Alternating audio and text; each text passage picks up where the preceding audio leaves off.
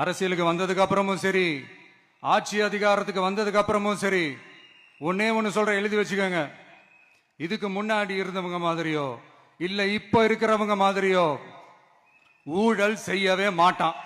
ஒரு பைசா தொட மாட்டான். எனக்கு அது அவசியமே இல்ல. புரியுதுங்களா உங்களுக்கு? எனக்கு அதை தொட வேண்டிய அவசியமே இல்ல. ஒரு துளி ஊழல் கரை கூட படியவே படியாது, படியவும் விட மாட்டான். இது கேட்டா சிரிப்பு தான் வருது. ஜோசப் விஜய் தன்னுடைய படத்தினுடைய டிக்கெட்டையே குறிப்பிட்ட விலைக்கு விற்காம தன்னுடைய ரசிகர்களுக்கு 3 மடங்கு 4 மடங்கு அதிக விலைக்கு டிக்கெட் விற்கிறார். இப்ப அவருடைய ஜனநாயகன் படத்தினுடைய விழாவை மலேசியாவிலே நடத்திய பொழுது கூட அதிலே கூட மணி லாண்டரிங் ஊழல். ஒரு டிக்கெட்டுக்கு 300 வெள்ளி. அது மட்டுமல்ல, அவருடைய கடந்த கால அந்த வரலாற்றை பார்க்கின்ற பொழுது அவர் வருமான வரித்துறையை ஏமாற்றம் செய்திருக்கின்றார். வெளிநாட்டு காரை இறக்குமதி செய்வதிலே ஏமாற்றம் செய்திருக்கின்றார்.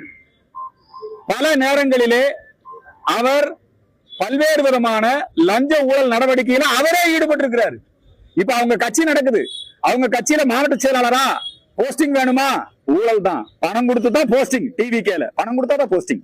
ஆதவ் அர்ஜுன் மிகப்பெரிய பணக்காரரு, லாட்டரி மாஃபியா, மார்ட்டினுடைய மருமகன். அவர் ஏற்கனவே திமுகவிலே அதற்கான எலெக்ஷன் ஸ்ட்ராட்டஜி அந்த வகுப்பாளராக இருந்தார். அதற்கு பிறகு திருமாவளவன் அவர்களுடைய கட்சியிலே இருந்தார். இப்ப டிவிகே வந்திருக்கிறார். எல்லாம் பணம் கொடுத்து தான் அங்கே பதவிகள் வாங்கப்படுகிறது. அப்ப இவர் நான் ஊழல் இல்லாத ஆட்சியை கொடுப்பேன்னு சொல்றது மிக வன்மையான கண்டனத்திற்குரியது. முதல்ல ஊழல் இல்லாத கட்சி அவர் கொடுக்கணும்.